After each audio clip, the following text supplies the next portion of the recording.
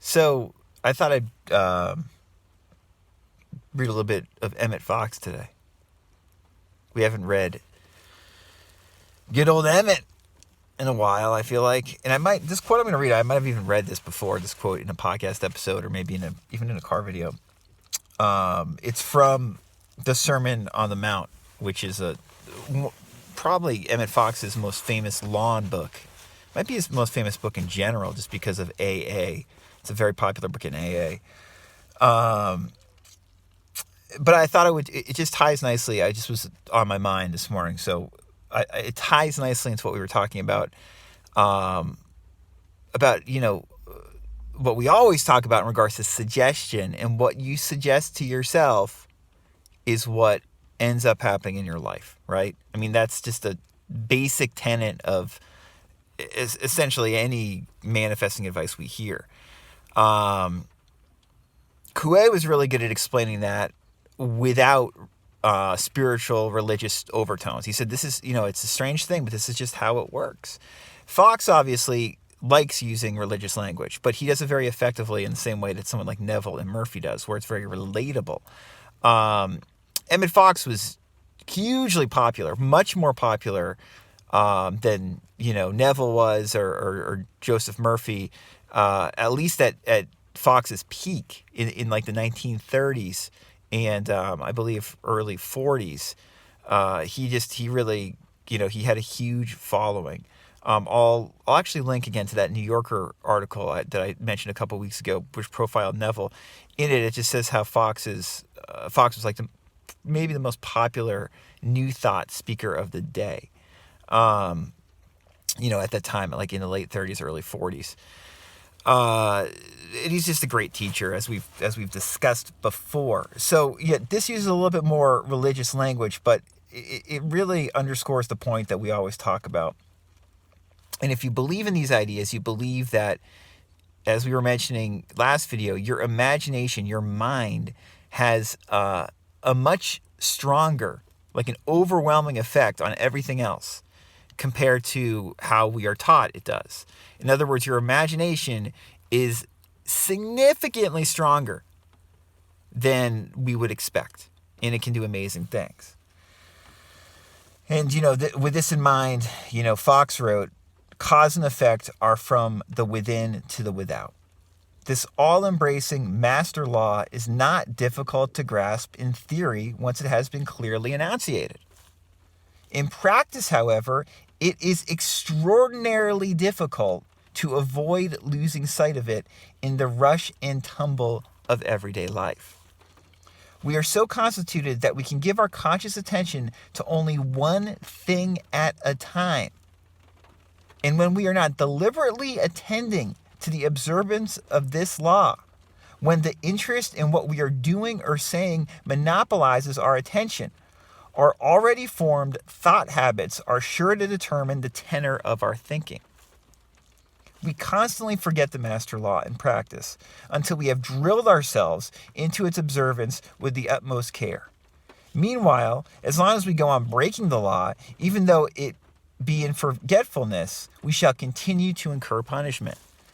It is obvious from this that nothing is worthwhile, nothing has any real significance but a change of policy in the secret place. Think rightly, and sooner or later, all will be well on the outside.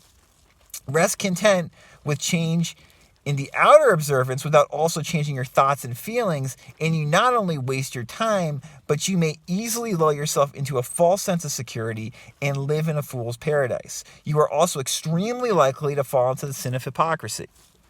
From time immemorial, mankind has cherished the pathetic illusion that outward acts, which are so easy, can be made to take the place of an interior change in thought and feeling, which is so difficult. It is so easy to buy and wear ceremonial garments, to repeat set prayers by rote at certain times, to use stereotyped forms of devotion, to attend religious services at prescribed periods, and to leave the heart unchanged. So that's just a great couple of paragraphs from Sermon on the Mount. I'll put a link to the book below if you've never read this. I mentioned before, I actually prefer Fox's shorter writings. I think he's a master at really summating some of these key new thought points in like a few paragraphs, as he did here in this longer book. But the Golden Key is like maybe 10 paragraphs, the whole thing, that essay, and it's a masterpiece. It's one of the best distillations of new thought thinking out there. His book, The 7-Day Mental Diet, his pamphlet, I should say, 10, 15 pages long. But yeah, he just touches on so many important things in this passage. A few things just to go over quickly again.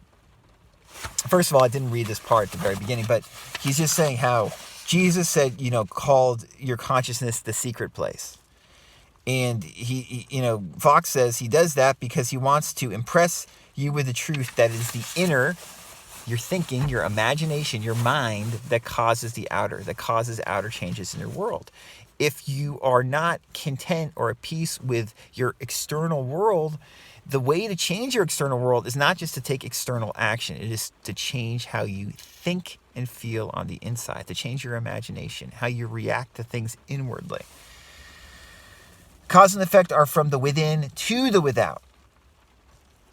And then, I love how Fox says this master law is not difficult to grasp in theory. It's not difficult to understand this when we say it, And, not only do we hear this in like new thought and manifesting circles, we also just hear it in everyday, advice we heard growing up.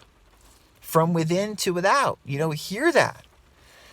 It's not hard to understand it in theory, even when we talk about it in this more law of attraction, law of assumption way. It's not that hard to understand, at least for a lot of people. On YouTube, I'm not so sure. But really, if you look at it soberly, like, oh yeah, I understand this in theory. But in practice, Fox says, it is extraordinarily difficult to avoid losing sight of it in the rush and tumble of everyday life. This is why Fox and a lot of these new thought teachers talk so much about disciplining your mind. This is why Fox was such a proponent of things like the 7-Day Mental Diet. Because he said you are so likely to get distracted and to get off course by all the stuff you have to do during the day.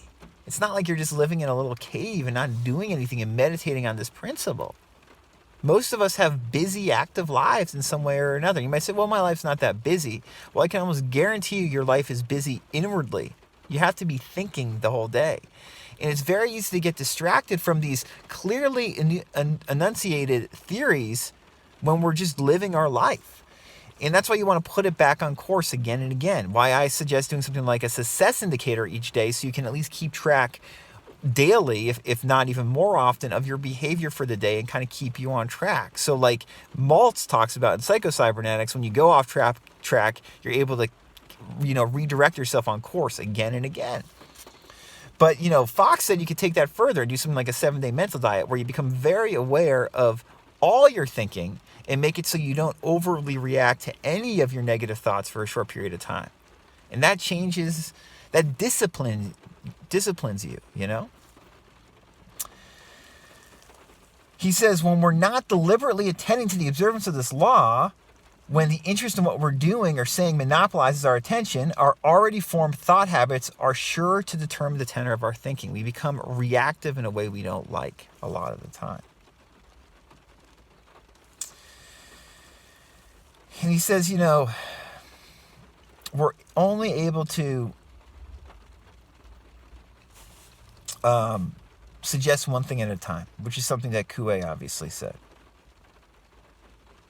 Hold on, I'm just trying to find the line here. He says, we're so constituted that we can give our conscious attention to only one thing at a time. This is something else that ties in with what we're talking about with Coué. We can only give our attention to one thing at a time. And we get distracted as we go about our day a lot of the time. We lose attention from that one thing we really desire, that one focus, that one positive focus that we want to change, whether it be our health, our relationships, our financial situation, our job. We lose track on that positive change we want and get reactive to our daily events. This is another reason that Fox said something like the golden key worked well, because if you constantly bring your mind back to God, stop thinking about your troubles and think about God instead, you are then refocusing properly over and over again. But, I think it's very important to realize that this stuff is often not easy to actually practice. And people say, oh, Tim, it's easy. Everything's easy. It's not easy. If it was easy, more people would successfully do it. There'd be more people like myself talking about this in cars and elsewhere semi-intelligently. And there's not. It can be difficult, and often is difficult, to discipline your mind. And Fox is a master at giving you different approaches and ideas to help you do that.